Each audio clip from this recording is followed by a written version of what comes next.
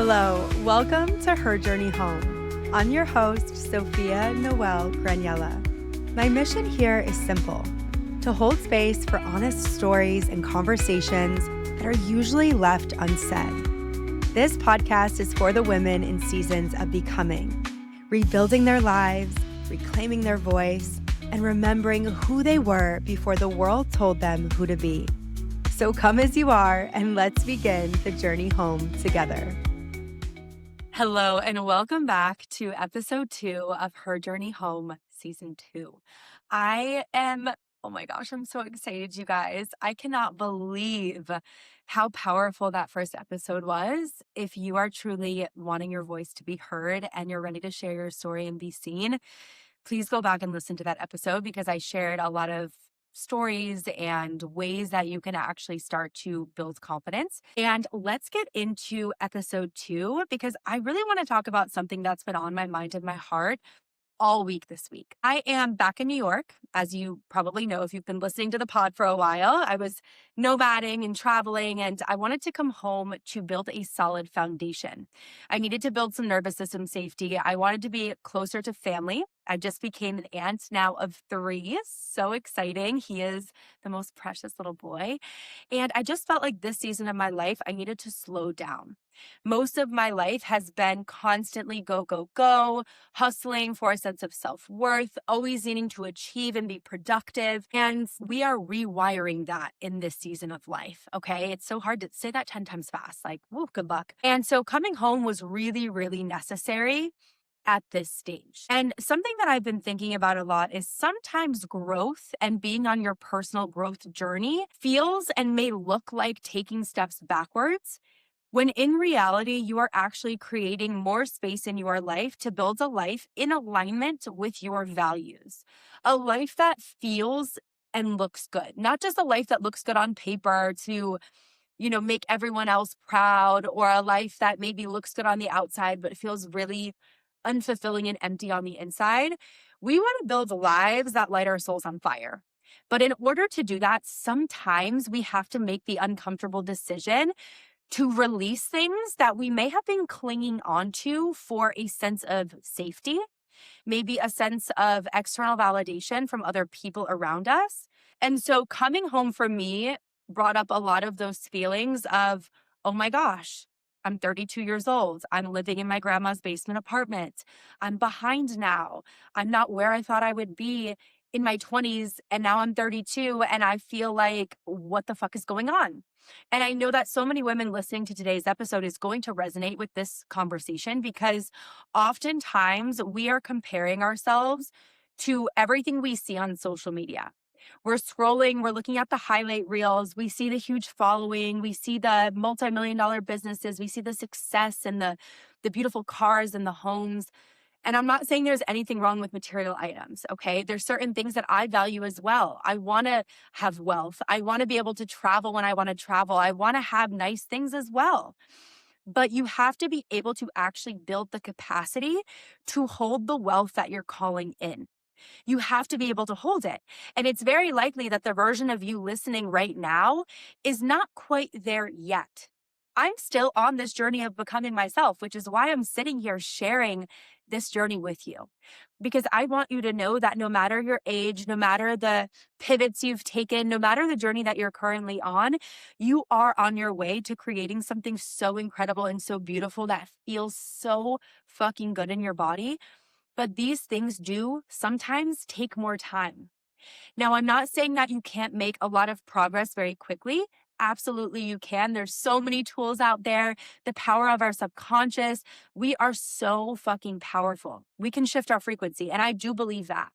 But I also believe that if you have been engaging in unhealthy habits, if you've been in toxic environments, if you've been surrounding yourself with people that aren't helping you grow, if you've been stuck in those same things for 10, 15, even 20 years like I was, it can take time to rewire some of these beliefs.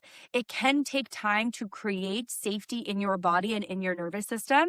And I want you to know that this is all just part of the journey. And that is okay. And it's all beautiful. You're not behind, I promise you. And something that I've really been thinking about is this concept of We are often comparing our year 1 to somebody else's year 10. And this can be really, really dangerous and toxic because oftentimes, as I mentioned earlier, we see on social media, oh my gosh, they have this overnight success and this massive business, but we are not actually seeing the full picture. We are not seeing what got them from point A to point B. All we're seeing is the massive success and the followers and the visibility. And we're thinking to ourselves, how did they get there, but I'm still here? Why is it taking me so long to get these damn Instagram followers? Why am I not able to create the success that I desire to create? And then we start to become our own worst enemies. We're in our minds and we're thinking, we're behind. We're not good enough. Our voice isn't that important. Our story isn't that worthy of being shared with the world. Well, my journey isn't like their journey, so it's not going to work for me. Who am I to share this because I'm not an expert or an authority? I mean, how many times have you had that replay through your mind? All because of this comparison game. So I really want you to think about this, and I'm going to give you some actual tangible examples because oftentimes people aren't sharing every single thing it took them to get to where they are right now.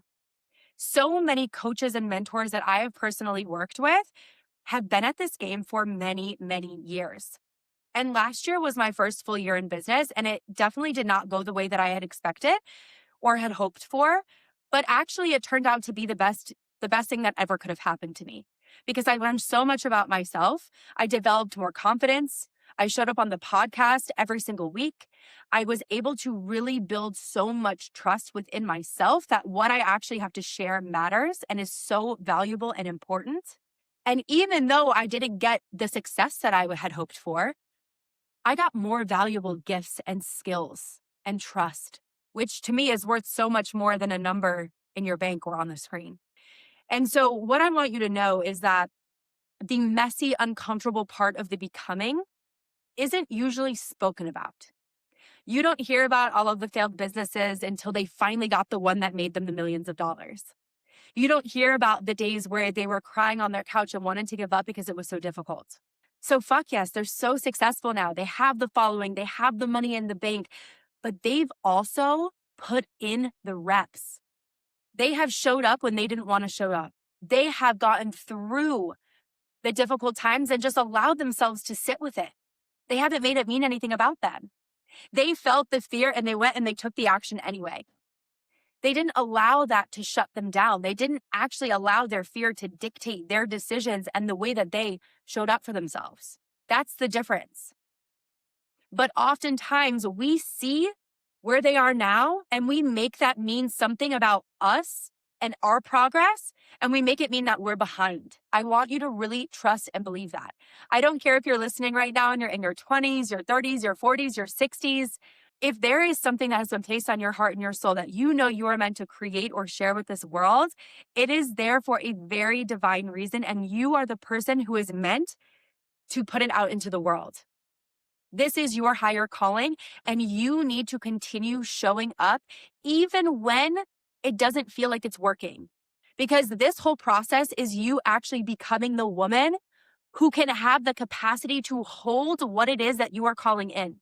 Because I can almost guarantee you, and it's the same for me, that if you were to receive $1 million right now, you wouldn't know how to actually be a vessel for that money. Maybe you would just overspend it. I've been healing my money story since I've been home and really getting to the root of why I overspent. Maybe you would get it and all of a sudden feel like I'm not worthy of this and it would be gone, right? Money amplifies who you already are. And this isn't just about money. This can be about anything that you desire to call into your life, but money is something that I'm actively rewiring right now in this season of life. And I know that many, many people are working on their relationship with money. And so I feel like that's an important thing to highlight. But what I want you to know is that you need to stop comparing your year 1 to someone's year 10 because you do not truly see the blood, sweat, and tears that went into them getting to where they are today. And I want to share my own example of how I've gotten here, sitting in front of you with a mic in my hand, feeling confident enough to share my journey and my story with all of you. Because I didn't just get into podcasting right away, right after my first 9-to-5 job.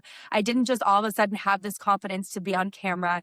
It took me so many failed businesses, so many ideas, so many iterations of myself, my identity, to be sitting here right now sharing this with you.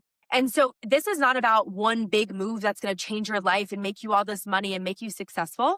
This is about all those little tiny ways in which you show up for yourself and build that self-trust, and you get back up even when something doesn't work for you, because you are strong and you are resilient and you are so beyond capable of creating what is on your heart and soul. And you keep getting one step closer to your calling and the path that is actually meant for you. So let me go all the way back to my childhood. I was an entrepreneur straight out of the womb. And when I say this, I truly mean it. From the time I was about 4 or 5 years old, I was going to the dollar store, buying the little $1 trinkets, putting them in a cute little basket, and going door to door, knocking on my neighbors' doors, selling them these trinkets for $10. Talk about a fucking hustler. And then at about, I want to say 7 or 8, I was making homemade soaps. I was going and getting rose petals and all these amazing aromas and essential oils and making soaps, wrapping them in really pretty papers and bows and going door to door and selling them to my neighbors. And then in high school, I was building websites. Actually, I started building websites when I was 10. I just taught myself. I was watching videos. I built a website for my dad's business. I was just such a freaking entrepreneur, so creative, had so many passions and ideas. And I always knew deep down, I'm going to be an entrepreneur. Like nothing's going to stop me. I don't care how many times I have to try. And then in high school, I was selling weed out of the back of my trunk. I was driving my dad's old car back then, and I thought I was so cool. I was in that stage where I gave up all my passions. I stopped running track. I stopped playing saxophone, piano. I stopped making pottery. And I was fully so focused on being a part of the cool crowd. I wanted to be loved, accepted. If you've listened to the pod, you know a lot of my background and my upbringing. I was partying a lot at that stage. I was only 15, 16 because I had just gotten my license, selling weed out of the back of my truck. I mean, bricks of weed. And then after that, I started bartending, serving. My aunt owned a restaurant, so I was doing a lot of service industry work. Into college, I was doing the same thing.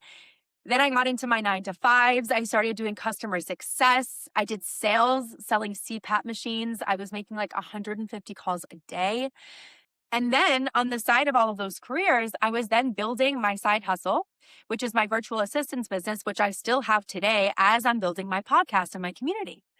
And so the reason and the purpose of why I'm sharing all of this with you is because every single idea, side hustle that I have built has gotten me to where I am today. I started a CBD skincare brand. I started a nootropic mushroom company for ravers because I was a huge partier and raver. And every single business gave me a valuable skill that I could then translate into my next business or opportunity. And so if you right now are in a season where you're like, I don't really know what my higher calling is, or maybe you're in a career that's draining you, or you're doing something and you're like, but this isn't the end game for me. This isn't it. And I know that. I want you to know that whatever you are in right now, even if it's not your end all be all, because it probably isn't, let's be real, know that it is a stepping stone for where you want to go. And it is going to teach you an incredibly valuable lesson about yourself, about what you want, about what you do not want. And it's going to give you skills that will translate into whatever it is that you're doing. Because every single thing that I've done in my own life has given me the skills and the confidence to sit here and be on the mic right now talking to you. Customer success, being on the phone, all of that helped me with my people skills, my communication skills, my relationship building skills. And now I'm able to sit here and grow something that I'm so freaking passionate about. And so I wanted to use that as a tangible example of stop comparing your year 1 to someone's year 10, because you did not see every single thing that led them to where they are. Now, I also want to talk about ways to really trust that you are not behind on your journey. Because this whole idea, it's this societal conditioning that if we're not married with kids with a white picket fence and we have all our ducks in a row, by the time we're 30, then we're behind or we're a failure. And I need you to unlearn this as quickly as possible because it is holding you back from stepping into your true power and sharing your gifts with the world. Because you are not behind. And I know that the women listening to my podcast are visionaries and creatives and women that have something so deep and important to share with the world. and you want to be seen. You want to be visible. Your voice is important. So number one is that this concept of you're always going to be behind and ahead of someone. And so the way that I started looking at this is I would always have people reaching out to me and be like, Sophia, how did you build confidence starting a podcast? Sophia, how did you actually get to where you are right now? How are you able to just get on camera and it's so natural for you? I don't understand. Like, I just am so scared. And then I'm on my social media and I'm looking at another woman who started a business and I'm like, how did she get 100,000 followers? I haven't been able to break 2,000 yet. And I've been doing this. I've posted over 600 times on my Instagram. Like, what? It's not clicking. Why? I'm behind. This was the narrative last year in my mind. And so then I started looking at it and I'm like, wait a minute. Behind who? Who are you behind? Because you are always going to be 10 steps ahead of someone and 10 steps behind someone. And there is someone right now looking at you being like, how does she do it all? How does she have the confidence? How does she show up? And it's just so natural for her. So give yourself more damn credit. Celebrate how far you have truly come and trust that you are not behind. Number two is to stop consuming more than you create. Create more than you consume. Because that doom scrolling, and trust me, I'm so guilty of this. A lot easier said than done. But that doom scrolling is filling your brain with so much noise, and you are seeing so many people's highlight reels. You are seeing the success, the cars, the houses, the perfect marriages. You're seeing all the things that they're willing to share on social media. And honestly, a lot of the times, the things that you see on social media aren't even the freaking truth. So you're comparing yourself to someone's life when in the background, they're actually navigating probably what you're navigating. They're still doubting themselves. Maybe they're still in debt. Maybe they're still arguing with their partner, but they're only sharing the best moments and the vacations and all of the things. So try to create more than you consume. Limit your time on social media. The thing that I've been doing that's really helping me is I set myself, okay, during this hour, you are allowed to go on social media, respond to DMs, post, if you get into a little scrolling, and then you're done. I even got the brick, the little thing that you scan, and it locks all of your social media apps. And it's incredible. If you need to do something like that to stay off social media and to stop comparing yourself, please do yourself a favor and do it because it's going to save you so much time and so much energy. Okay? And then number three, and I said this in the beginning, but I really want to end and wrap up this episode with a pretty bow, is that your version of success may be different than the versions of success that you see or that you've been conditioned to believe are the only version of success that exists. And so sometimes getting to your version of success will look and feel like you're taking steps backwards because you're releasing what is no longer true to you. You're letting go of things that are not in line with your values. Because I'm going to give you an example. For me, success is not luxury cars, huge houses, yachts, all of those things. Because I lived in Miami and I was constantly bombarded with that version of success. A lot of it wasn't even real. And now, don't get me wrong, I love nice things. Do I want to go on a yacht occasionally? Do I want to have a car that I enjoy driving? Absolutely. So I'm not saying anything bad if that is a value of yours. I've never personally been a designer girly. I don't need the fancy handbags and the things. For me, my version of success is experience, traveling the world, quality time with my family, doing things that bring me so much freaking passion and joy without having to worry about a number in my bank account. Okay, that is my version of success. And being able to, of course, have the wealth to make an impact and to grow my community and then to be able to afford the things I want to do without any stress. Okay, so I want you to get really, really, really clear on your version of success. And that does not matter what that is. That can be material things. That can be a feeling in your body. That can be a feeling of inner peace. That can be deeper connections. It can be travel, whatever that is for you, get very clear about it. Because when you get onto social media or you start hearing about other people's versions of success, if it does not align with you, let it go. It does not need to affect you because that's not even what you want for your life, right? So get clear on your version of success. And then another thing it just popped into my mind because this has really helped me. Stop following people that make you feel like shit. If you are following other people in your industry, coaches, podcasters, people that you've known from high school. And you know those people have a tendency to judge you or to make comments, or they haven't supported you on your business journey. Or maybe it's coaches that you feel like are ahead of you, or you put them on a pedestal. Also, stop fucking doing that. We're all humans. We're all navigating on this crazy journey of life, right? But if someone in particular, and I know you have people immediately come to mind of like, oh, every time I see this person's post, I compare myself to them. Every time I see this person's post, it makes me feel like shit. Unfollow them, remove them. If you don't want to do that, mute them, restrict them. Like, you do not need to let them take up any more space than you've already let them. We need more women in their power, sharing their gifts, helping others come home to themselves, creating beautiful, safe spaces where people can heal and feel safe and supported and seen. So, just to wrap up this episode, stop comparing your year 1 to someone else's year 10, because you do not know what it took them to get from here to here. You are not behind. You are on the perfect journey for you. Your path will not look or feel like anybody else, and that is the magic and the beauty of this life. It's not meant to look or feel like anybody else's. Get so clear on your why, your version of success, and let go of anything else, because the things that society pushes down your throat, the things that you learned in your childhood, the things that your friends have, does not mean that that is your path and your version of success. And I just want to leave you with this, but you are so worthy and deserving of every single desire, dream, vision that's been placed on your heart and your soul. And it's there because you are the person that is meant to birth it and bring it into this world and create absolute magic. So I love you so much. I will be back for another episode next Thursday. It'll be our first guest interview. Please rate, share, subscribe to the podcast so that I can continue coming back and having these conversations. It would mean the absolute world to me. I will see you again next Thursday.